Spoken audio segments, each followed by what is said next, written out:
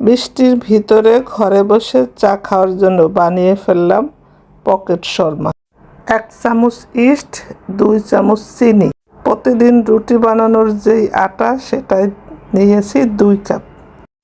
2 table চামচ গুঁড়ো দুধ, লবণ, একটা ডিমের সাদা অংশ ভালো করে মিশিয়ে নেব।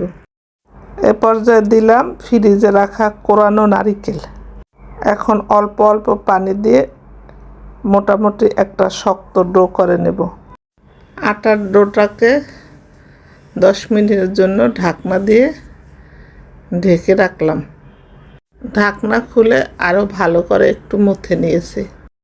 ডিমের কুসুমকে একটি বাটিতে ফেটিয়ে নিয়েছি। ফ্রাই প্যানে কিছুটা বাটার দিয়েছি। ছোট ছোট লেচি করে সামান্য একটু বেলে নিয়েছি।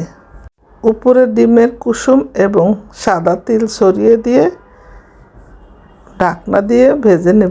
ব্রাউন কালার করে ভেজে নিলে হয়ে গেল পকেট শর্মা। চায়ের সাথে খেতে খুব মজা হয়।